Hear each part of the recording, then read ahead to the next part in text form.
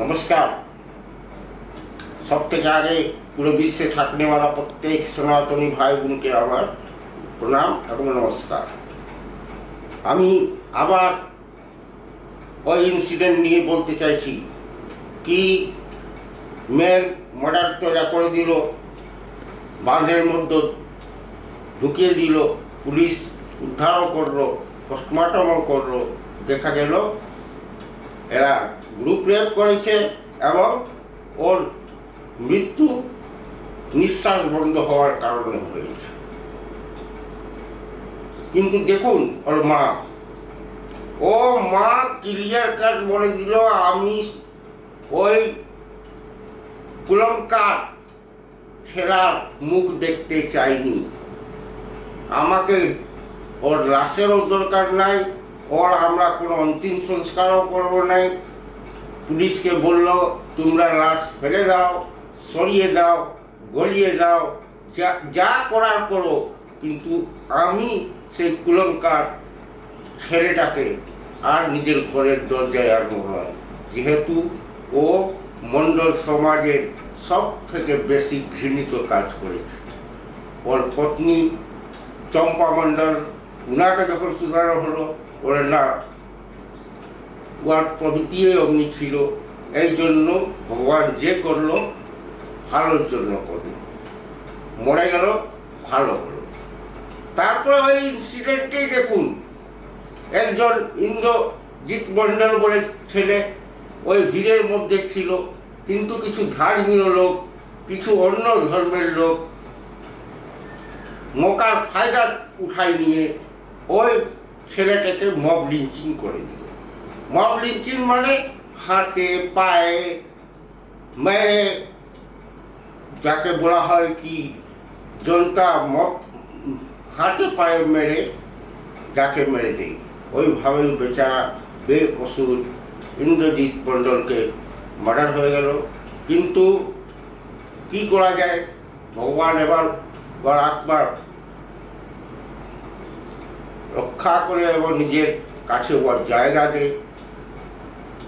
ইন্দ্রজিৎ মণ্ডল মরে গেল, কিন্তু মাননীয় মুখ্যমন্ত্রী শুভেন্দু দা উনার পরিবারকে যত সাহায্য উনি চাইবেন অত সাহায্য দিবার প্রতিশ্রুতি দিয়েছেন এবং বলেছেন 200 লোক অলরেডি ইনলিস্টেড আছে ওই মব লিঞ্চিংয়ে।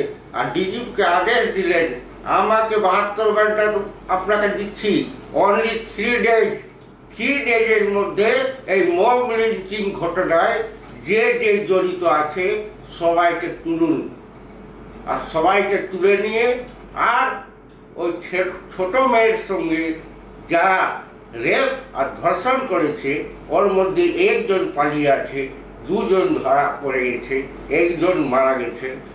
একজনকে ধরার কাজ যত তাড়াতাড়ি করুন আর ওকে ক্যাপিটাল পানিশমেন্ট মানে ফাঁসিকে সাজা দেওয়ার জন্য ব্যবস্থা করুন।